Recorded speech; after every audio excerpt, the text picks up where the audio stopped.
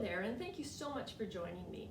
This talk is one of a number of talks within a three-part series where I discuss what enterprise architecture is, how to implement it, and ways to mature the enterprise architecture practice within an organization.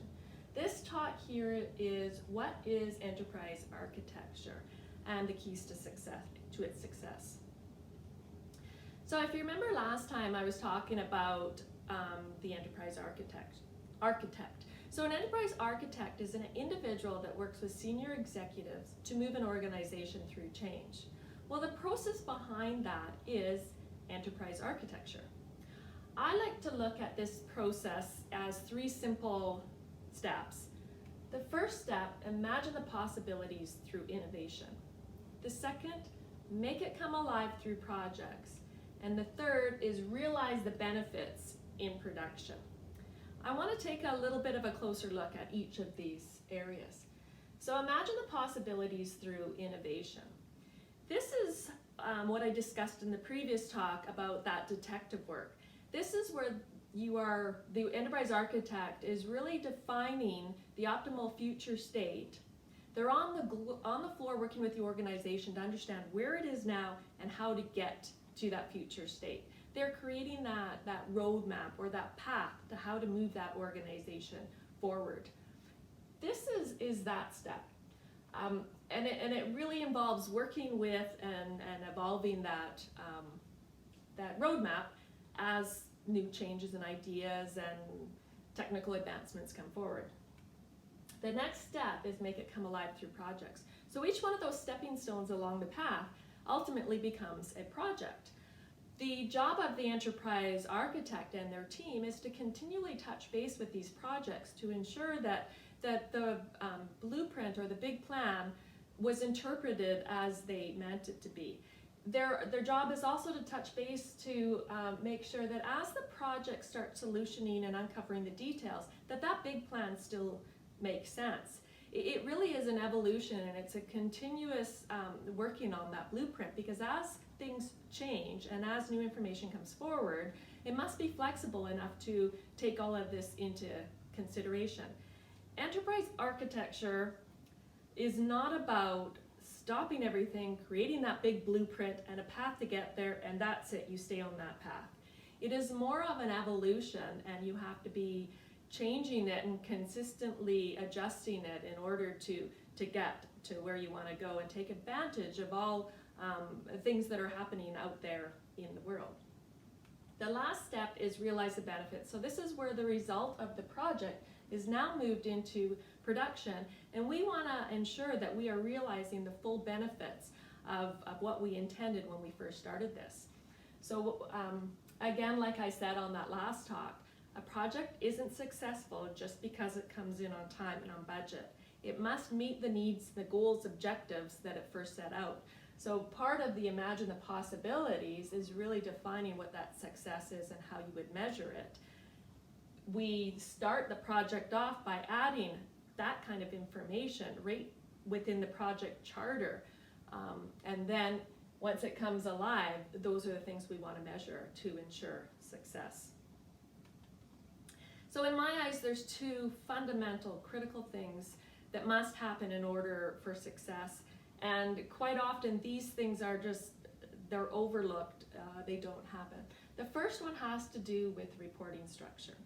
So if you remember from my last talk when I really talked about what an enterprise architect does, you'll see that they bridge that gap between the business and the information, as well as that strategic to the operations. They need to be in a position within the organization, have access to those senior executives to really understand what they want. They cannot be perceived as either technical or business, because quite often that just doesn't work. Their job is to do that translation and that facilitation between the two. If the EA and the team that they're working with is not positioned in that way, it's not usually very successful. The other thing that's very important is a full-time dedicated resource. Your enterprise architect this is a full-time job. Their job is to create that map, that blueprint, and to continually work with it and evolve it and ensure that everything is moving forward. As new items are discovered, as new impacts come in, as technology changes, as legislation changes, as the rules change, it's their job to continually evolve that roadmap and projects that are on the floor to continually touch base with them. This is not something that can happen off the side of the desk. So yes, I mean, there's that whole thing about delegation. Senior executives will delegate down, and when changes come in or when issues crop up, they'll have people investigating.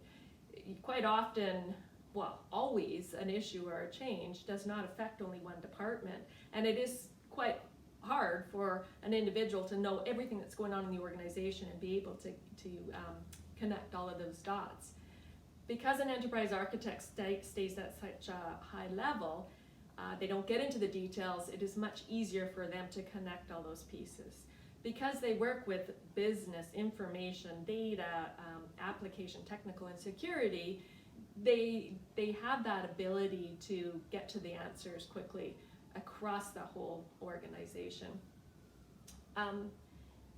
In my eyes, those are the two pieces that I find are quite often the reason for the failure or an enterprise architecture practice not gaining traction and really taking off.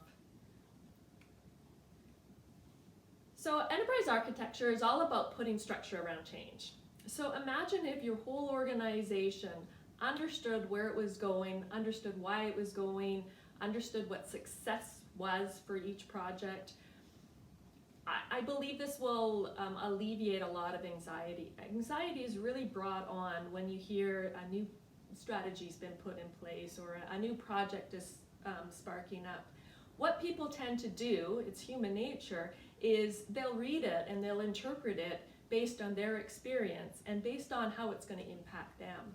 What happens is you end up with a whole bunch of different interpretations, and everybody is just sort of going down different paths and not really understanding always the true intent behind things. What enterprise architecture aims to do is really to put that structure around that change.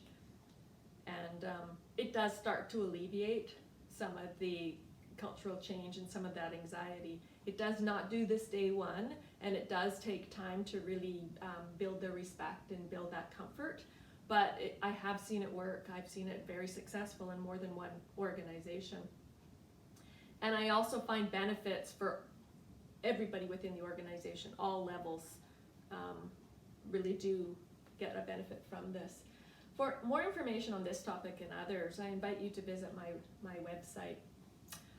So thank you so much for joining me, and catch me next time when I'm going to talk about why every organization needs an enterprise architect.